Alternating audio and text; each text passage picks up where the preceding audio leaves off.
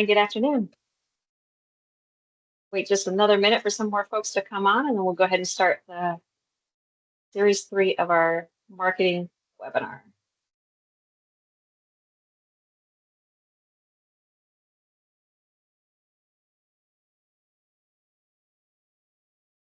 Alrighty, I'll go ahead and kick us off, guys. Hey, it's Claire Freeman, Director of Customer Experience here for EvolutionX and Spruce e-commerce. Good to see everybody on the call. During today's call, we'll monitor your questions and feedback via the Q&A section within the Teams channel, so please send the notes there. Also, loved your feedback on any of the webinars we've done so far, some different ideas that you'd like us to present coming up in the near future, so please drop those into that chat as well. And we'll use that as our guide for future choices for webinars. This is our last of the 3 e-commerce marketing mastery webinar series. And today, as always, we'll go ahead and record this webinar and send it back out to you in the next few days.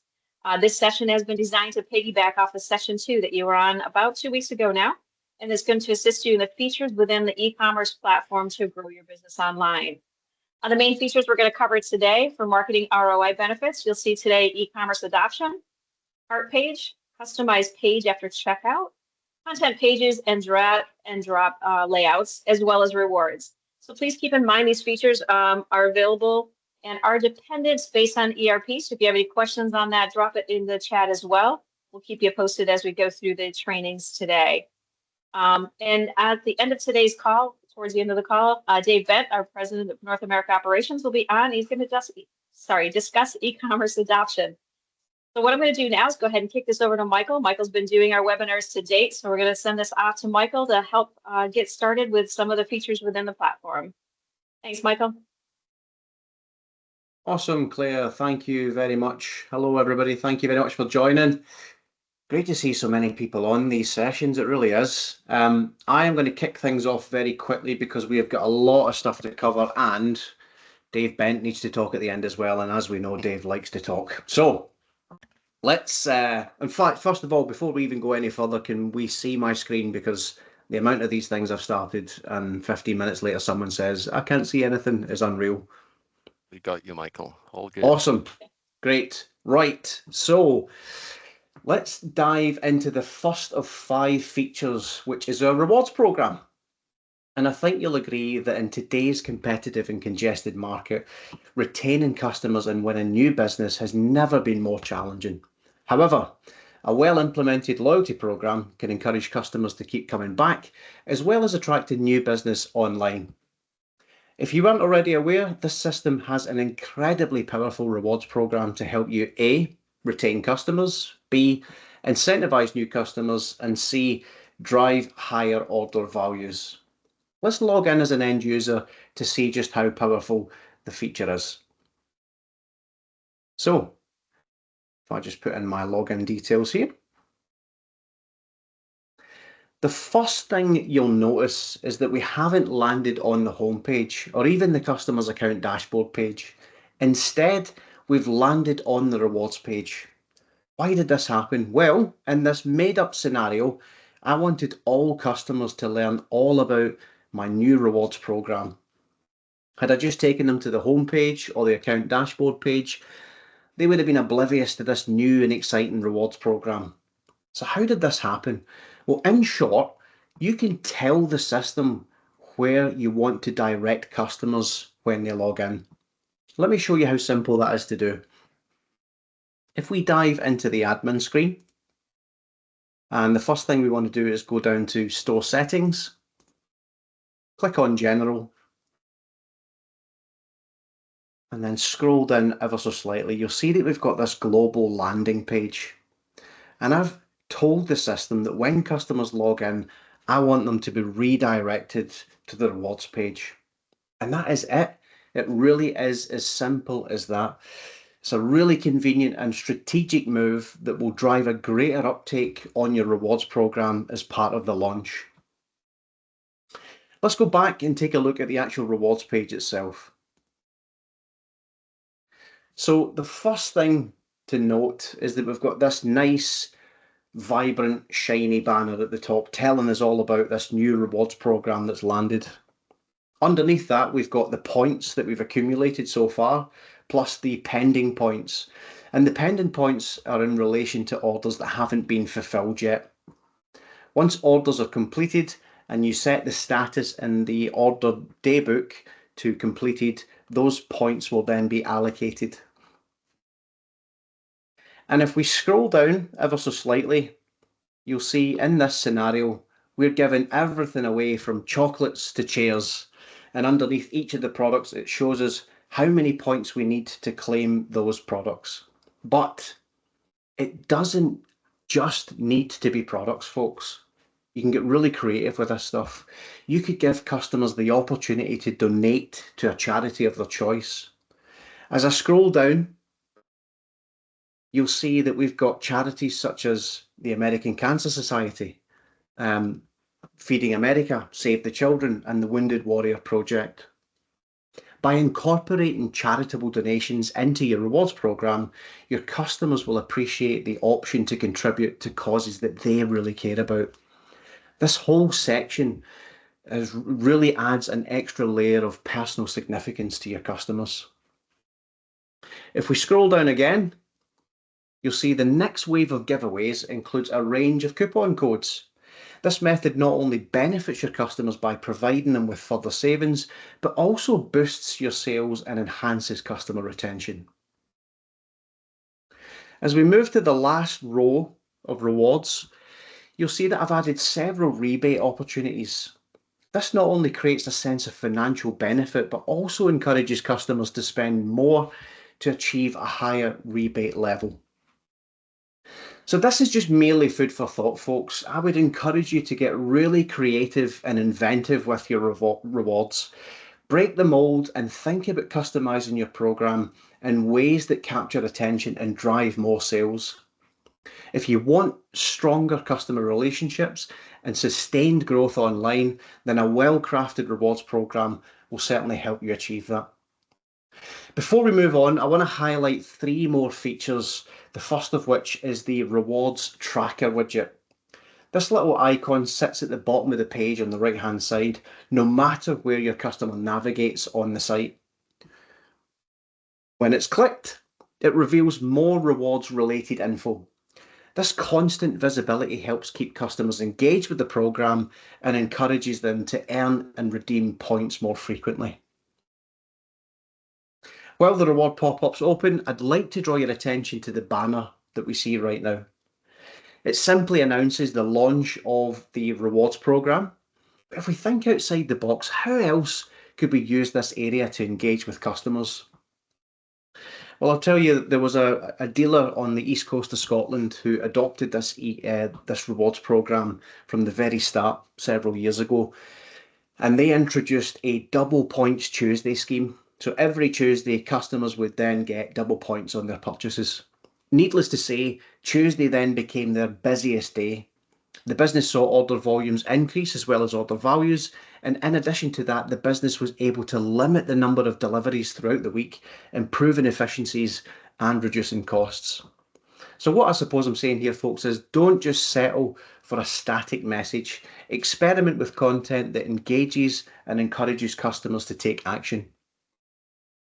So to add a banner in the rewards pop-up section, all we need to do is go back into the admin screen, back to store settings, general, store preferences, and from here, if we click on orders and make our way down the page, you'll see our rewards settings down here. So we simply just add the banner in there and that will appear in the little tracker on the web store. While we're on this page, let me draw your attention to another powerful feature, and that is the ability to give extra points to customers when they place their first order online. Whether you're trying to lure a new account on board or entice an existing offline customer online, a few extra points will help you seal the deal, hopefully. All you need to do is put the points value in this box here, hit save, and when that customer places their first order, they'll get those additional points. Happy days. Right, last but not least on rewards is reward badges. So if I flick back over to the web store, and do a quick search for coffee, you'll see that this particular product has a badge indicating that I can earn points on it. The great thing about this feature is that you can offer more points to customers when they order specific products. For example, you could offer double points when your customer orders eco-friendly products, certain product brands, or even higher margin alternatives. By strategically badging products, you can really maximize the impact of your rewards program.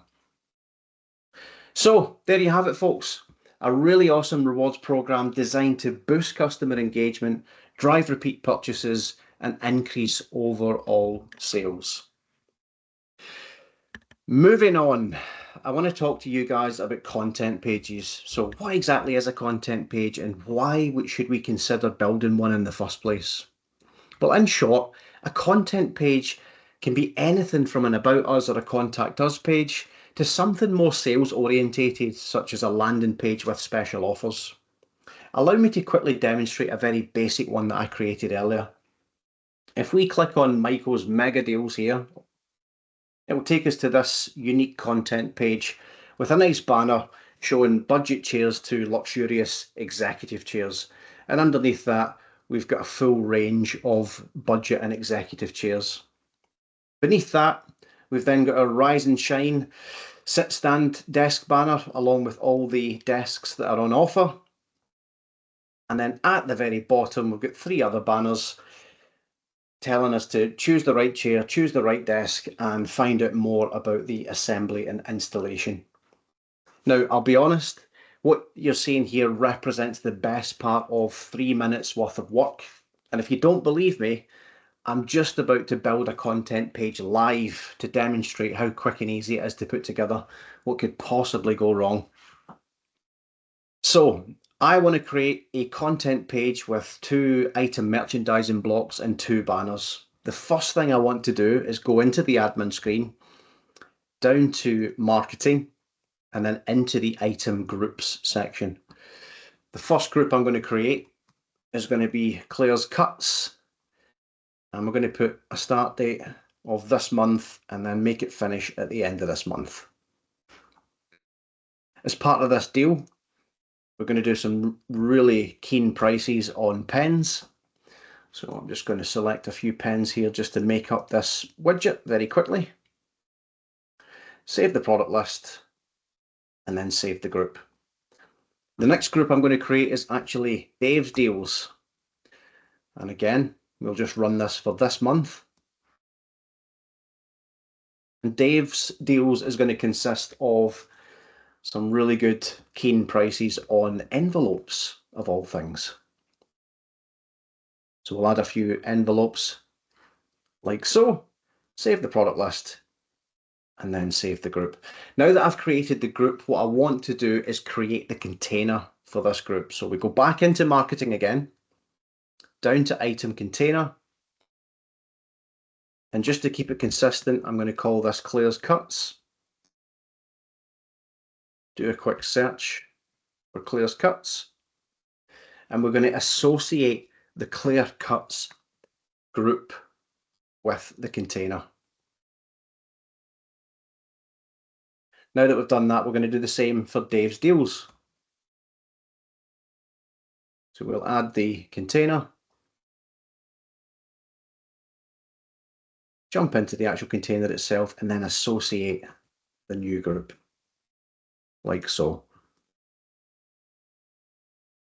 Right, so we have created the item merchandising group, we've created the container, and we've married those 2 things together. What we need to do now is create a unique layout. So into Appearance, go to Layouts, and we're going to call this layout the webinar layout. So let's give it the name. And for this layout, I want to add 2 banners and 2 item merchandising blocks. So I need to select that from this bank of widgets down at the bottom of the page here. Now, if you've got eyesight like mine, you might find it quite difficult finding the relevant widgets. You've got this little search bar at the very bottom, so I can just very quickly say, I'm looking for a banner, and that will bring up all the widgets that are relevant to what I'm looking for. I'm going to take a single banner widget, drop it into position. And from here, I'm going to add Claire's Crazy Cuts. You'll see our Claire there sporting a cowboy hat as she often wears. And I'm going to just clone this because I want to add one for Dave's deals as well. So if we just come in here quickly, add Dave's deals of the day. You'll see Dave pointing down there, reminding me that I need to save this. And now we want to add the item merchandising widget. So item merchandising widget, grab that, drag it in, run it across the page, set it under the banner. We've got Claire's cuts, save the change, and then I'm going to again just clone that very quickly, drop that under Dave's banner, select Dave's deals, hit save and publish, and then save. We're almost there. The last thing we need to do now is create a content page and link the content page to that layout. So if we quickly drop down to marketing, into content page, we're going to create a new content page called Webinar Live. You'll see that the page creates a unique URL for us, so we'll grab that because we'll need it in a second. And if we scroll all the way to the bottom of the page here, you'll see within settings, I can now assign that to the webinar layout that we've just created. If I publish that, go back to the website, and then the moment of truth, ladies and gents, no pressure, Michael. We now have Claire's Crazy Cuts, and under that are some really good deals on pens. And then we've got Dave's deals of the day with all the envelopes that you would ever need. So there you have it, folks, a live build of a content page, which was both quick and easy. And by creating something as simple as this and linking it from like an email campaign, for example, you can drive direct traffic to your site and increase those conversion rates. Right, let's move on to drag and drop. Simply put, every page on this system is made up of widgets. Widgets that can be dragged, dropped, resized, and repositioned. How does that benefit us from a sales perspective? Well, let's look at a product page to see what we can do to optimize it. If I do a quick search here for coffee, on this page here, the image on the left-hand side is fairly condensed, and we've got the summary and bullet points that are quite domineering on that page. So we might want to make some adjustments there. Underneath that, we've got descriptions and specifications in their exposed state, and they are taking up quite a bit of space on this page. Another red flag is that we don't have any associated or alternative products on here either, so there's no opportunity to upsell or cross-sell. And then something that's driving my OCD crazy is this massive white gap that we've got on the right-hand side here. So how do we reconfigure this but benefit in a sales capacity? Well, if we go back into the admin screen, go to appearance and into layouts, we want to have a look for the product page, which is here. When I click on that, I'm then presented with a widget-based representation of what we saw on the products page moments ago. And this is where I can say, right, I want to take this summary and reduce it to maybe 1/3 of the page. And I'm going to enhance the size of that image because I want that to be the focus area on the page. If I drop down, you'll see that we've got our descriptions and specifications. I could say, actually, I want the descriptions to be half the size, and I'll do the same for specifications. But rather than having them on top of each other, I'm going to stack them side by side. But I'm also going to make some further behavioral changes here. So if I click on the little cog icon on the right-hand side, I can load each of these widgets in their collapse state, and that's going to free up much more space on this page for us. I'm also going to introduce some product relationships. So to find the relevant widget, we come back down to the search box here, type in relationships, product relationships, drop that into position. And then if I click on the little cog icon here, we've got three options. We can have also consider, recommended products, or accessories. For the time being, I'm going to have also consider and I'm going to change the wording to alternatives. So we'll save that for the time being. I'm going to clone this because I'm going to add another product relationship. And this product relationship this time is going to be accessories. But again, we're going to change the wording to, let's say, you may also like, as an example. And save the change. In addition to this, we're going to take a banner and place it in the right hand side to get rid of that massive gap that we've got. So if I come down here and do a search for banner, you'll see we've got the single banner widget here. We literally just drag that into position. And now we can sort of peruse some of the banners that we've loaded previously. So here is our Summer Essentials banner. It is summer after all, not that we've experienced it in the UK, that much I can tell you. Save changes, save and publish. And if I go back to the web store, this is how the page did look, folks, versus how it now looks. So you'll see we have a much bigger image in play, and the summary and bullet points are now shifted right across to the right hand side. And I think this looks more aesthetically pleasing when we land on it. Further down, we've got our descriptions and specifications in their collapsed state. And if we want to reveal the information in there, we just click on those widgets. We've got our alternatives and associated products, giving you the ability to upsell and cross-sell on each of the product pages. And of course, we've got our Summer Essentials banner in play as well, which is quite vibrant, catching people's attention. But whether it's seasonal, promotional, market reactive, you have this opportunity to have banner content in there to capture people's attention and get more sales. That's what it's all about. But we could take this one stage further. We can personalize these pages based on the products that your customers are looking at. So let me give you an example. If I do a search here for chair, rather than showing the Summer Essentials banner, what I've done is I've shown this consultative style banner where we're saying, hang on a second, have you got any back pain? Are you looking for a chair of a particular type? Get in touch with us, and one of our furniture experts will get in touch and discuss your requirements. But if we do a search for printer, we don't get that banner. What we get instead is claim cashback on HP printers as well. And you can do this stuff right across the platform, folks. You literally have free reign to make these pages look, work, and feel the way you want, with the added bonus of selling more products online. So some really clever stuff there. But that brings me to the next thing I'd like to show you, wonderful people, and that is the cart page customization. So in order to show you that, I need to add this item to the cart. And if I just go ahead to the cart page just now, the first thing you'll see is the rewards banner at the very top of the pile, prompting customers to see what they can claim. And this is great because if your customer is oblivious to the rewards program, it's then in their face when they get to the cart page. So if they click on that, it will then take them through to the rewards page and show them what they can get based on the points that they've accrued.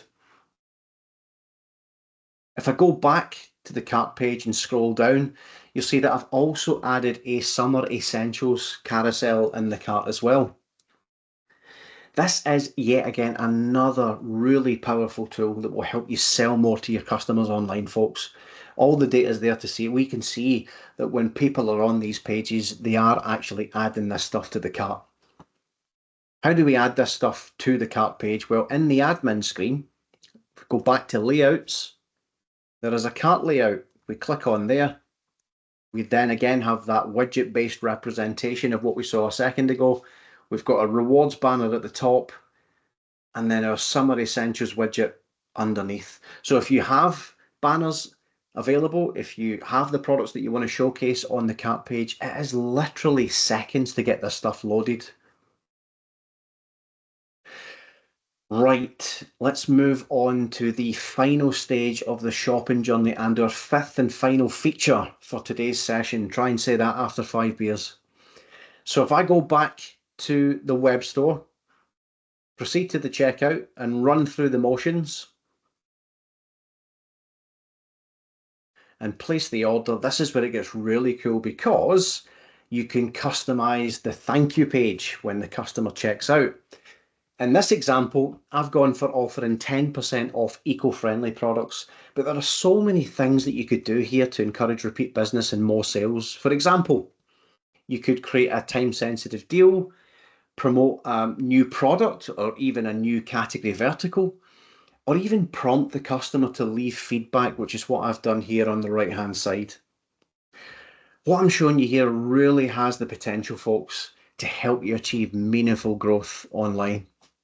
Now, what I will say, I would imagine that some people are quite excited seeing this. This is a little bit trickier to deploy on the platform in comparison to the layouts that I've been showing you. However, my good friend and colleague Louise has created an article that is available, and if she hasn't already dropped it in the chat, then she will in due course. So there you have it, folks. 5 really cool and effective features that you can roll out onto your web store from today. And listen, we'd love to get your feedback, right? Tell us what you've tried based on some of the stuff that you've seen over the last 3 sessions. What's working for you, what's not. We're in this together, and it's all about helping each other out. So get in touch with us. Let us know how it's all going. We're always here and happy to help. I'm going to pass you over now to my good friend and colleague, Dave, who's got some lots of nice and exciting stuff to show. All right, Michael, thank you. Can everybody see my slides? Sure can. Awesome, thank you, thank you. Hey, good morning, good afternoon, depending on where you're at. I just want to take 30 minutes-ish, and definitely would love some questions and interrupt. If Claire, you see a question come up that I can cover on the fly, just jump in. But really just wanted to end the series of 3 here talking about what kind of makes a difference in terms of being successful online. And a lot of this actually will talk about organization and people. So Michael and Louise and everybody's done a whole bunch on teams, but let me just make sure I can advance the slide. I'm just going to cover really related to EvolutionX, but what is it that really drives success? So I'm going to start with the strengths, weaknesses, opportunities, and threats. I'll kind of let you see here, talk about a little bit about leadership, meaning business leadership, and your approach to leveraging EvolutionX and doing that with your customer base. What are the foundational capabilities? Talk a little bit about talent. At a high level, talk really about ROI. What ROI should you anticipate? And it's different really by customer verticals, meaning industry verticals. Maybe whether you're just getting started in e-commerce, or whether you've been doing e-commerce for years in the vertical you're in. But kind of what ROI should you expect? Some tips and tricks, and then I'm going to share the characteristics of the top 50% of EvolutionX dealers and distributors in terms of driving success and ROI. So I made this up, obviously. It's very kind of generic, but personally, I love doing SWOTs at least kind of once a year. And you could do it for the whole business, but I just made an example here of a SWOT relative to e-commerce in kind of distribution businesses. And again, different verticals like industrial products, gas and welding, electrical, plumbing, business supplies are at very different stages of maturity as industries in adopting e-commerce. And so your SWOT may be very different based upon your vertical, but I always think this is cool to do. Do it with the team, do it with the leadership team, and talk it through.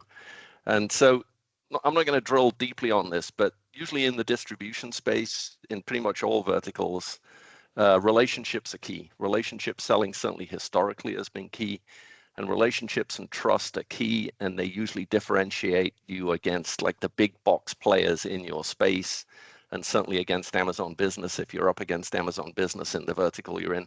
Knowledge of the customer, the service level, and knowledge of the products. So again, just examples. In many industry verticals, the independent distributor dealer often has weak online presence, maybe not even has presence, scary as that thought might seem to some of you who have great presence online, but just kind of where do you stand online? We all know we've got the aging workforce, the baby boomers like me, and we've got aging customers, but boy, do we have younger customers coming who are looking for a different kind of experience. Some industries where it's just getting started, the sales team actually views e-commerce as a threat. It's going to take their job away, and we see that very differently in the experiences we've had. We believe it removes non-value-added sales time, like keying in orders. Who wants to key in an order? And creates more selling time. But we'll talk more about that. And then leadership. Some still question is relationship selling still the go forward model. And what we always say is we're not trying to remove the relationship selling. We're trying to complement it with self-service engagement, whether it's actually paying invoices online, looking up order status, or actually placing an order. But we're actually trying to complement the sales process as it's known today, and relationships remain key. So opportunities. As you digitalize the business, I think we'll talk more. Operational efficiency is really the first ROI, and just allowing customers to self-serve. And it may not be sales, as I just said. It could be transactions related to paying invoices or whatever it might be. But create operational efficiency and actually create efficiency and effective for your customers. They can do things 24/7 instead of in the working hours and all those things.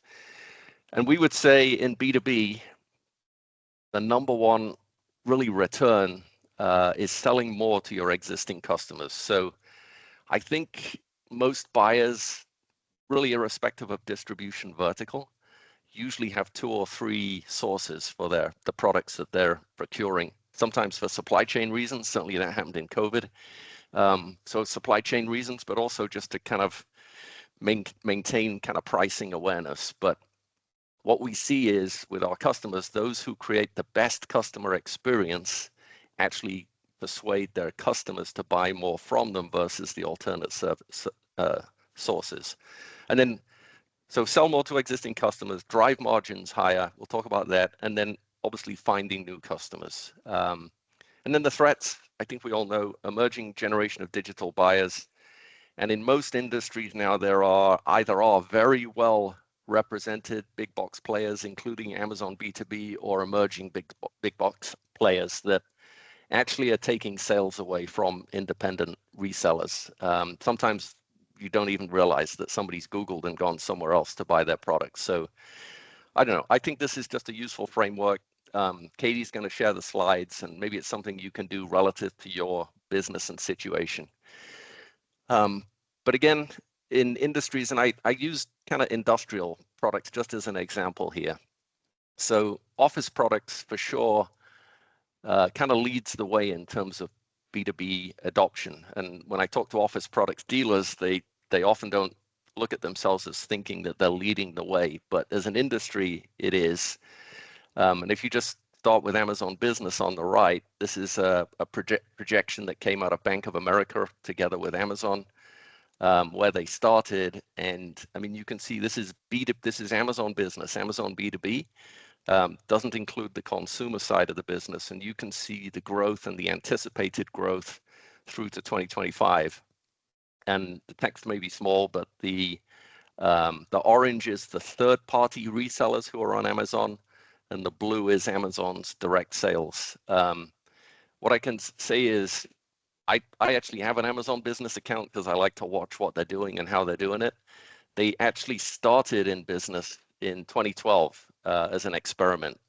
And guess where they started? They started in office supplies. So if you look at Amazon Business, they're in very specific verticals. They're in office supplies since day one, driving great success. They're in industrial products. They're in actually salon and spa supplies. And you can go look at the verticals, and they become very focused. They're not just selling anything to anybody from a B2B perspective, but they've continued to expand. And I think one of the things in office supplies right now, all of the dealers are trying to figure out, okay, how do I get to be business supplies? How do I get to be workplace solutions? Because we've got to be able to compete with this broad offering that certainly Amazon is driving. And then if you look in at Grainger, so Grainger is probably the biggest player in industrial supplies and MRO and tooling. And I have a 2022 quote. I haven't found the newer one, but I thought this was super relevant and interesting. This is from they're obviously a publicly traded company. This was in their 2022 sales end of year broadcast, actually, as well as in their published documents. So their sales in 2022 were up 17%, earnings up 40% over the prior year. But what Grainger was tracking is 75% of sales originated in its online channel. That doesn't mean to say 75% of sales were done online, but with the products they're selling, the complex products, they could track that people were researching online, may still place a call or interact via chat or whatever with a salesperson at Grainger to make sure they've really found the right product. But product research prior to buying for them back in 2022 was at 75%. And I think that's a key part of the story and the value of online presence, especially if you're selling complex products. So if somebody's from the electrical or plumbing or HVAC industries that's listening in now, products are pretty sophisticated, gas and welding. There is now a huge amount of research being done prior to product purchase. And so just actually having an awesome catalog of products out there is key to engaging your customer. People like to self-service and research in their own time. I'm going to come to the people part that I talked about. So everybody on the call has got the same platform, EvolutionX. Some, I'll honestly say, succeed dramatically. This is a great story of one of our, I would say, most successful customers. And then we have customers who come online, they maybe get their existing sales converted across. Maybe they're just getting started, trying to get customer adoption. But people make the difference in how they use the tool, how the business is led, and how people are recognized and remunerated in the team. So we've got some mega successful customers. And so a little bit here is why are some more successful than others? So for me, it starts with strategy and leadership. So a little bit back to the SWOT. I'd say, hey, use the template if you want to use the one I did, but I think the SWOT is a great place to start. And every year we have customers in different verticals who are just literally starting their online journey. And I always kind of ask them, hey, as you get going here, is this kind of a top 3 strategy? If you look at your business plan for the year at a leadership level of the business, is this in the top 3? Because it's a significant change, right? It's how you interact with your customers, the most important part of your business. And we see some customers where it's kind of worst case buried in the IT team, and I'm an ex-IT guy, so not knocking the IT guys. That's where I spent most of my career. But this is definitely not an IT project. This is a business project enabled by technology. So just kind of when you think about your business, have you got, is it, as you look at your top objectives for the year and ongoing, if you're trying to grow this, what's the objective for the year? Is it a top priority in terms of customer engagement and growth?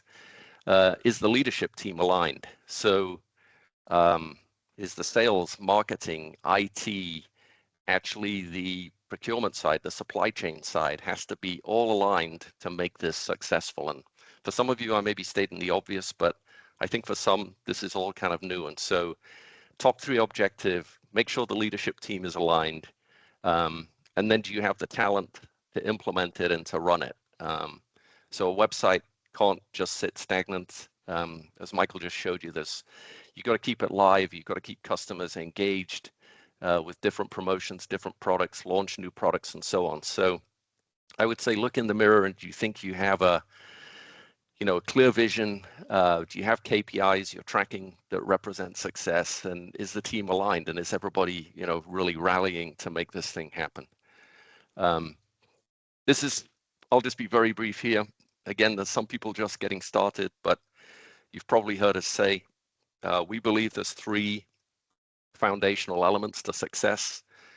We bring the commerce, EvolutionX, But doing an e-commerce product, if you don't have access to great product information and information about the products that somebody can really make a buying decision, it's not going to work. And there's a lot of challenge right now for independents who are actually trying to add adjacent verticals to the products they've traditionally sold. So I'll go back to business supplies because it's probably the most mature vertical, is the most mature vertical. Adding janitorial sanitation products, maybe some MRO tools, maybe some extra tech products. You have to get the content and you have to make it work within the search engine. And some of that is actually pretty challenging, but always something you can come talk to us about on terms of accessing catalogs and helping you think that through. So awesome content. And then the connectivity. So most of you won't be aware, but we're connected to close to 40 different ERP systems around the world with deep integration. Where those of you who are already doing this, obviously we want you to maintain data in one place. Usually the master data about accounts and pricing and everything is in the ERP. And so we have those integrations there. And if you're just getting started, maybe you need to look deeper and work with us on the integration too. But just on content, Michael kind of touched on this. There's I think a lot of customers are not really using some of the features in EvoX, where I think end customers, your customers, are looking for more of a guided selling. It's like, walking into the store, into the physical store and saying, I want a desk. Okay, what kind of desk do you want? And Michael touched on this. What kind of material? What's your expected price range, and so on and so on. So there are tools within EvolutionX where you can build this kind of guided selling and product selector capability, but we see it fairly, I would say, rarely leveraged and deployed. And I don't want to claim this is super fast and super simple to set up, but it definitely is more engaging for a customer versus looking at all the filters down the left and trying to find what you're looking for. And the more sophisticated the product, the worse that experience is. And so one of our passions is, how do we help you as our customers sell more sophisticated products online? And so in the gas industry, I think until we showed up on our partner for content, DDS, nobody, including major players that you may have heard of like Airgas, Air Liquide, in a global basis, had ever sold gas and gas cylinders online. But we created the way for these distributors of gases to put the product out there and also configure it in a way that, first of all, it's going to be available, but you can imagine safety in the gas industry is a huge issue. So think about if you can leverage product selectors, product configurators, and definitely happy to work with you on that, because it changes the game in terms of the interaction for the customer. Just again, back to the people side, talent and organization and change management. Obviously looking in the mirror and come talk to us. So I have done presentations to leadership teams in distribution and dealers, certainly as they're getting started on what drives success again. What does the leadership team need to do? How do you track it? What KPIs should you track? And kind of helping think through, do you have the right talent? And there's a team that makes this happen, but it's definitely the right talent is key. Who should run the project? Who's driving the implementation? And then I would say driving adoption of the site. And in some industries where e-commerce isn't very mature, and honestly, you'd say the leaders in the industry may be doing 10 or 20% of sales online. How do you drive adoption? And the key comment I would make is the sales team has to promote the website.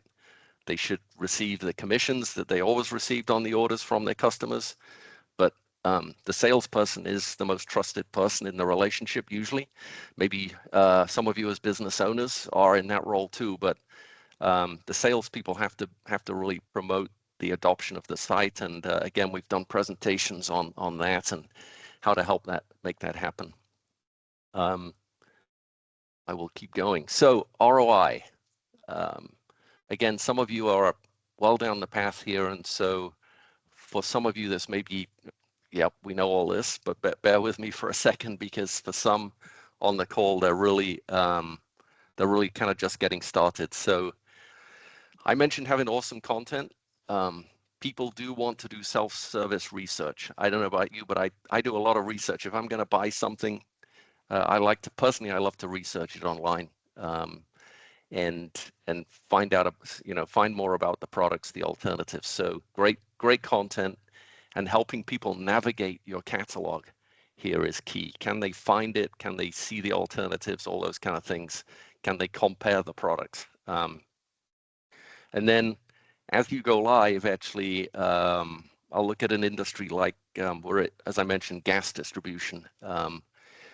For them, we have some mega customers that have gone live or in the middle of going live, and this self-service aspect is massive, and a great creator of efficiency for your team, but actually for the customer. So it's 24/7, looking up invoices, stock checks, order status, order history. In the gas space, believe it or not, if you're a hospital buying gases, you can go look where the oxygen cylinders are in your hospital, and you can actually look how much oxygen is left in them. So think about what attributes, what aspects might people want to self-service.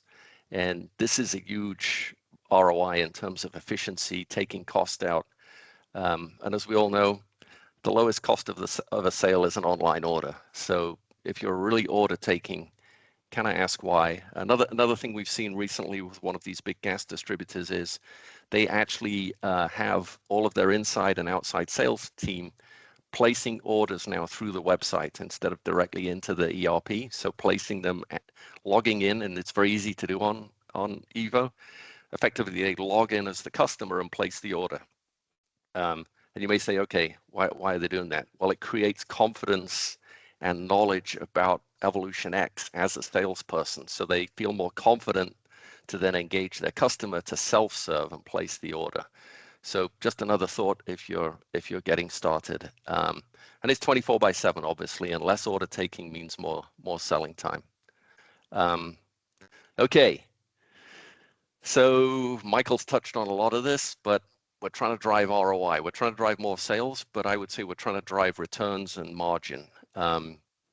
So sell more to existing customers. Can we increase lines per order? And we all know lines per order is great from a delivery cost perspective. It's great from an overall margin perspective. So as Michael has shown, accessories, upsells, cross-sells are huge. And exposing your full catalog to all customers more easily. So if you're again, those who maybe just really in a way getting started, I've gone out on the road with salespeople in a distributor where they've just launched the website, and the salesperson is trying to get their customer to use the site.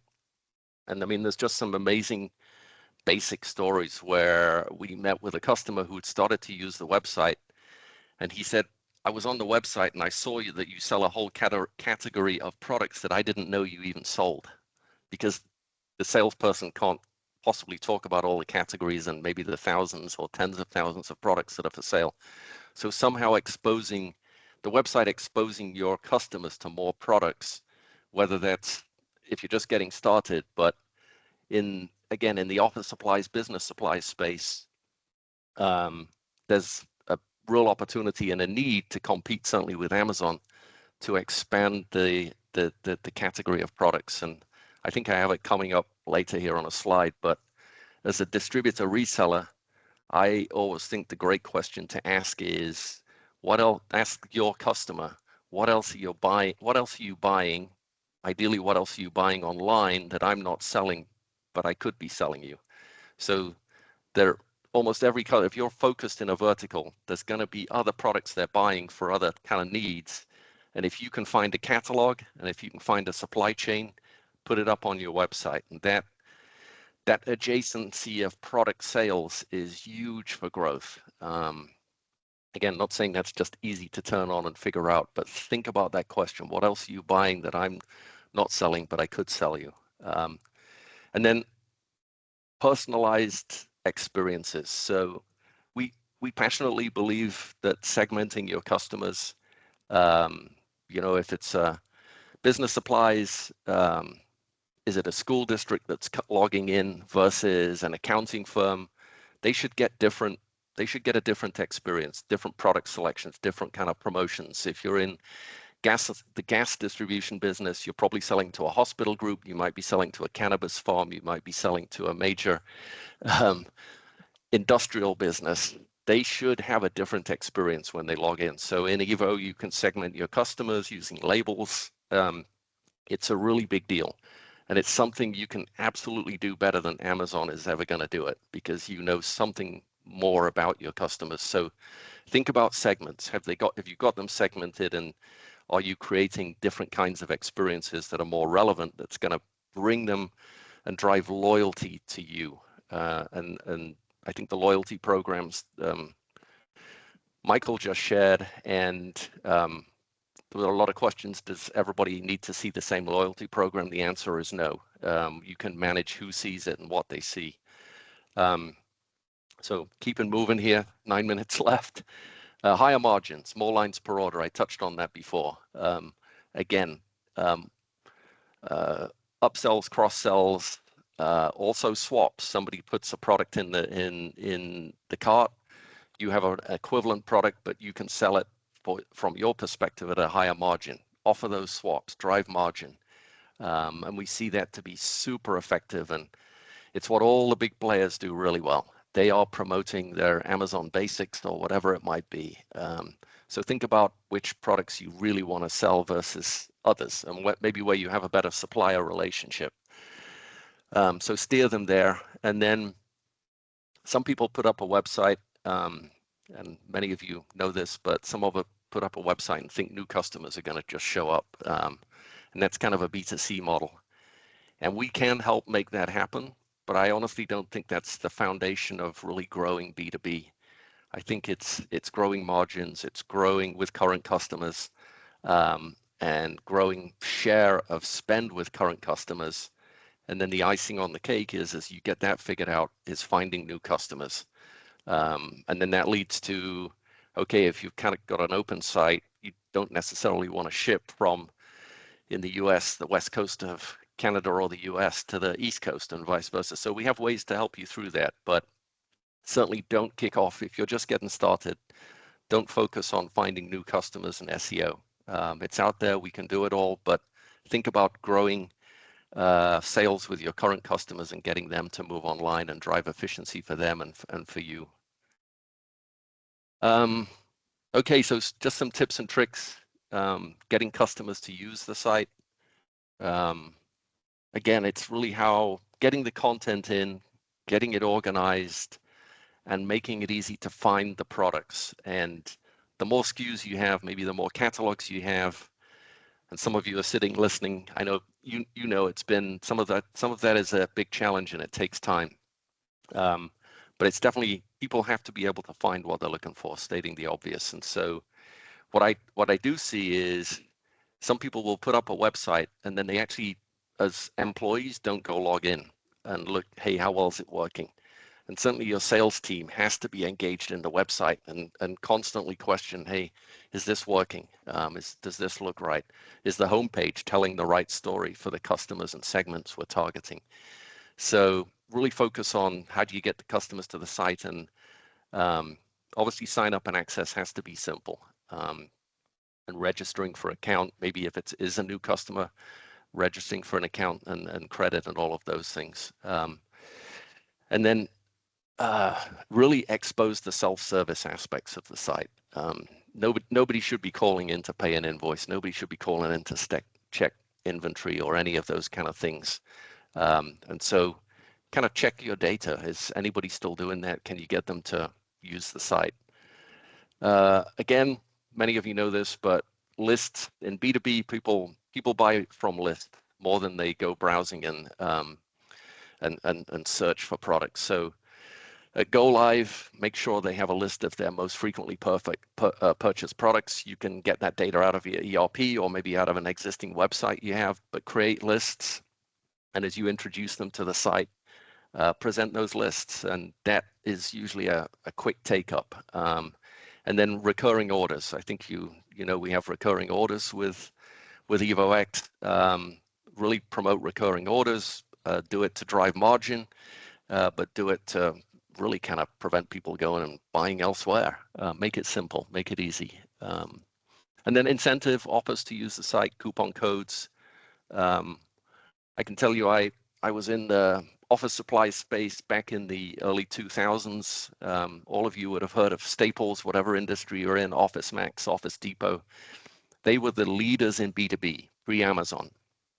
Staples was actually the leading B2B reseller globally on their site. And so for us, where I was, Staples was actually a customer, and in some ways they would drive us crazy. I was with Ascendant and selling product to them, but they were very open to sharing the key things. And one that stuck with me always was they statistically showed that if you could get a new customer or maybe an existing customer to start using the site, if you could sell them and get them to buy product 3 times, statistically it went way up that they would do the 4th, the 5th and keep buying. So they had a very rigorous program on a coupon code offer for first orders, but it wasn't 1 order. They statistically showed it was 3. And I am guessing that is still very valid today. Once people come back 2, 3 times, they're going to come back. And the loyalty program that Michael talked about is definitely key. We've got some customers out there who have copied things like creating something where your best customers are enrolled in kind of a call it a pro program, professional buyer, whatever you want to call it, however you want to market it. But enroll them in a program. It's like enrolling in rewards, whether we're flying airlines or hotels or whatever we're doing. Create a rewards program. And I would honestly say, don't make it available to everybody. Have people join the program because they're special. Make them feel special. So think about what that program is, but that's a huge driver, again, of increasing share of spend, share of wallet that a customer is spending with you. It's why we all keep flying the same airlines, or at least I do, crazy as it is. Once you've signed up, you get kind of sucked into the loyalty, as bad as it might be with an airline today. Anyway, I think you get the point. And then really keep the site fresh. And again, this comes back to really ask yourselves at what point are we really web-led versus being led by a traditional sales process? How do you become web-led? And if you look at Grainger is a classic example in industrial, MSC Industrial, Wesco in the electrical distribution, obviously Staples, although that's a whole changing industry. But what would it be if you were web-led? And that customer I put up where you saw the growth, I view that as a web-led business. They transition the leadership and the organization to say, we're not going to ignore customers who aren't buying online, but we want to be web-led.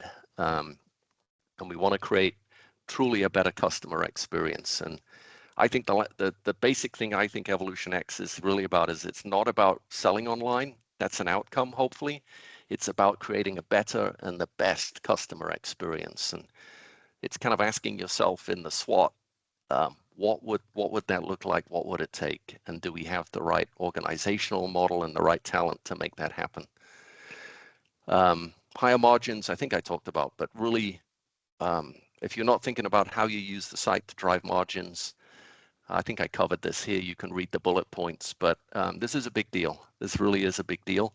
And if you can share back analytics with your key suppliers, you can certainly get better pricing. And so the other thing is using the site to get analytics, and as things expand and grow, can you use that sales data to share back with suppliers and get them to give you better pricing or help you with promotions? So margins is definitely, as we all know, everything, and the site can and should help you with that. I said it, but say it again, get more SKUs on the site. What else is my customer buying that I'm not selling, but I could sell? Assuming there's content and assuming there's a supply chain that is going to work. And then for me, kind of last but not least, you should have KPIs, whatever it is. It could be number of customers, frequency of visits to the site, whatever the KPIs you feel fit your model. have those KPIs. I guarantee every leadership team talks about sales in a leadership team meeting. Are you talking about the sales online and what's working and what's not working and what can we do differently, and calling us saying, hey, hey, we need these things, or can you guide us here? What could we do differently? And that's kind of what's behind really the thoughts. And I am out of time. So last slide. When we look across the customer base, well, we're getting close to 600 now in Europe and North America.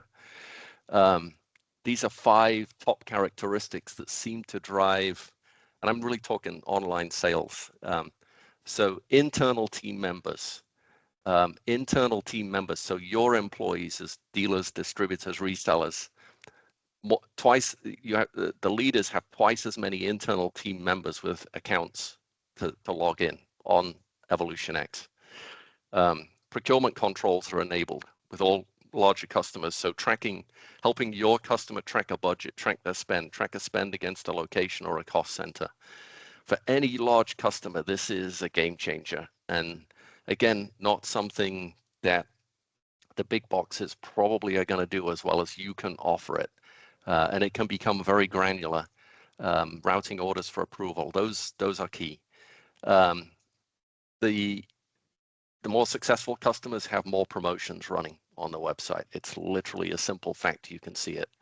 The more promotions, the changing and updating of promotions absolutely drives engagement. And then in terms of product groups and kind of segmenting customers, dealers, distributors who have created different groups of products for different types of customers and also created kind of segmentation of the customers are definitely driving more success where that's enabled. And maybe the killer, kind of obvious one, the most successful customers have 8 times more quick lists than the less successful Evo customers. So I think I said at the top of the discussion, people drive success, and I think it's kind of look in the mirror. If you've got the right team, are you as leaders driving it appropriately? And we're definitely here and happy to help in thinking that through for you. That was it. 2 minutes over. Michael Horn, I ran long. Claire, back to you. Thanks, Dave.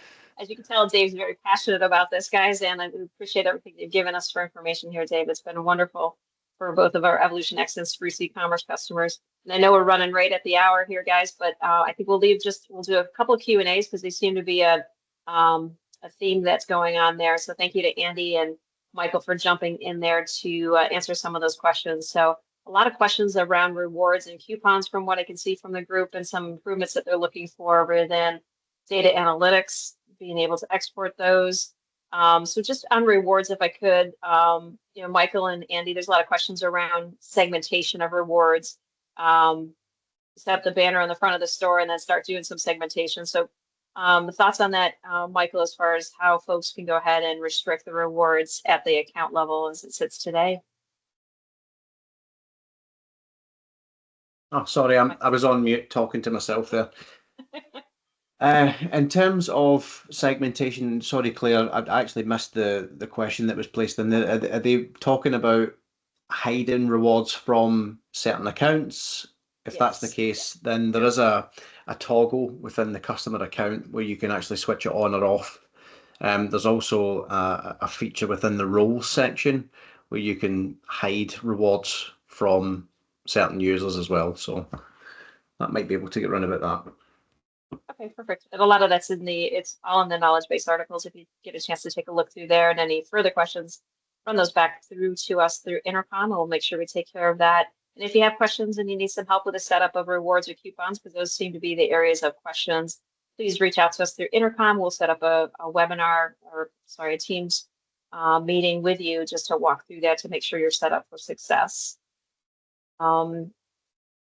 And then just looking back, a few things around coupons as well. So again, guys, we've talked about the customer segmentation, which you can do across any of the features within the platform. I do see a couple of folks looking for the rewards program to be isolated down at the user level as opposed to the account level, which is not something we have in place today. But again, continue to give us that feedback and run that through user voice or set it to us through intercom. We'll take a look at that for you. Great. So again, great information, guys. Thanks for the feedback here. We'll send the recording out to you guys. The next upcoming webinar will be around how to manage products within the platform. So Dave talked a lot about products, the experience the customer has with the products on the website, putting configurable products out there. So it makes it easier for the customer to choose their color, their size, and the rest of the attributes within the product. So that will be part of the September, the end of September. I don't have a final date on that. We'll send out the invite there. Also want to remind you again about the 2024 Connect conference taking place in Dallas, November 11th through the 13th.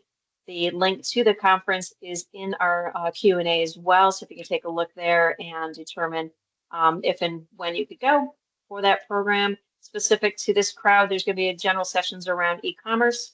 There'll be discussions around AI and data and some specific content geared towards the lumber and building materials industry as well. So we hope to see you guys there. Thanks again for attending today. Appreciate you, and we'll talk to you all soon. Have a great day. Claire, I just want to add one thought too, because we didn't talk about AI in any meaningful way, but I am completely jazzed, and nobody is on from the development team, so I didn't say this, but we're going to have some amazing AI capabilities as we go into 2025 to both help you run the store more efficiently and effectively or more easily, as well as things that will then obviously help your customers. So we are on that path, and I think we'll have some amazing things for you. Absolutely. Great call out, Dave. Right. Thank you again. Thanks, everyone. Yep. Take care. Thank you. Thanks for joining. Bye.